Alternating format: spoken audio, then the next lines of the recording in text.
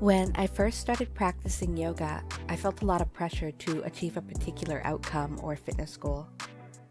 A lot of fast-paced classes felt inaccessible to me and almost deterred me from practicing entirely. Eventually, I traveled abroad to India to study, and I'm so glad I did, because if there's one thing I've gained from yoga, it's that we can cultivate healthy and loving relationships with our bodies through these practices.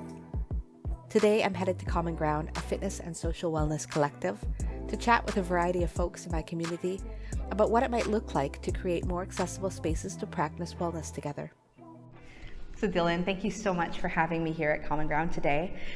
You know, when I first reached out to you, which I guess we first met more than a year ago, probably. Yeah. And you know, one of the reasons I was so excited about the space was that you were looking at creating a space that was going to be more accessible. Can you tell me a bit about like what that has looked like for you? Yes, yeah, I think an overarching theme for us is that we kind of identified that a lexicon within fitness and wellness is that we're oftentimes taught just in general to dissociate from our bodies when we come to move them. There's this idea of constantly having to push past limits or not really even check in with where your body is at. And that in and of itself is inaccessible. So when we started planning this space, we had three main goals. We wanted to make a social wellness collective, so we're really using movement practices as a way to connect in real life with one another, and letting that be the emphasis. And then within that, we also wanted to create a completely body neutral and gender neutral space. One of the things that I should start with is that I've only recently had my eyes open to the fact that yoga is a trauma-informed practice in general. I had recently gone to a satsang where we did like a very basic yoga training, and the language that they were using was already just inherently trauma-informed by design. In a traditional practice. In a traditional practice. What we've done in the Western world is made it so asana-based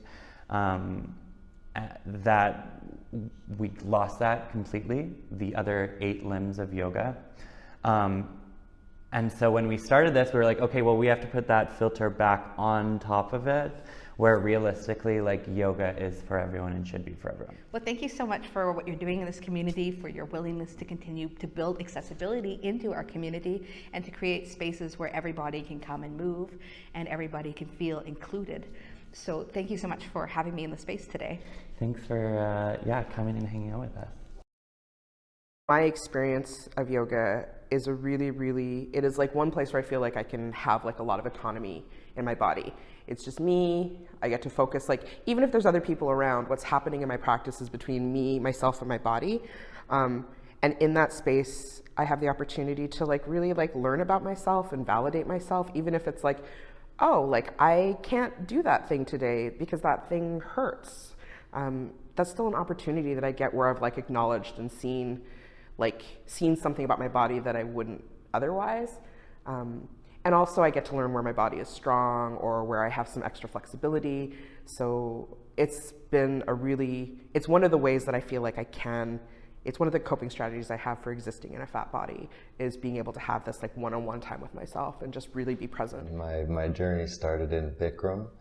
So, you know, there's many things that you could say about Bikram, but yeah, it was one of the first things that brought me into my body and like exploring that space in a different way than just like go sports, because I had to stop playing sports because of chronic pain, and that's why I started trying yoga. I mean, for me, using a chair makes most of the yoga postures more accessible. By that I mean like getting down to the ground and having to come back up is a challenge most of the time. The other piece I want to say is that there's so much baggage as a fat person moving in a fat body that a practice like this just really allows me to kind of like really push some of that aside and just really be with me and kind of I am my own default, if that makes sense. There's no other default but my default in those moments. When I first started yoga, the process of just sitting was like a major thing. I used to have like multiple cushions stacked up so that I was basically like sitting in a chair, and I could only sit for sometimes, some days it was like 30 seconds to a minute before my back was like yelling at me. And so there was a time where I had to meditate, like leaning up against something. And I realized over the years, I was really limiting myself by thinking that I had to be in a particular position to do meditation. If I lay down and meditate, then I can just breathe and be.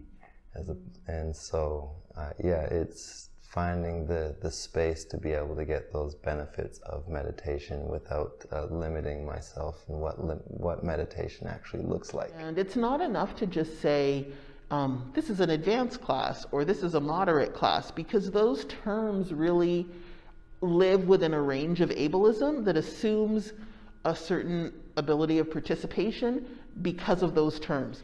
I am not a beginner at yoga, but I may have to choose a class that's beginner for not having the confidence to know if a particular instructor is going to carry enough sensitivity for me to be in a moderate or a termed advanced class. So I think like the thing that's interesting is that like it's going to be different it's different for me every day, which is why I think like everyone should use props, because our bodies are all different every day. Like sometimes I can use them like this if I want to Right. add myself a little bit, like give myself a little bit of extra space. If you don't feel like movement is really your door into yoga, meditation, or maybe some breath work, because there's so many really simple things with breath work that affect you so deeply.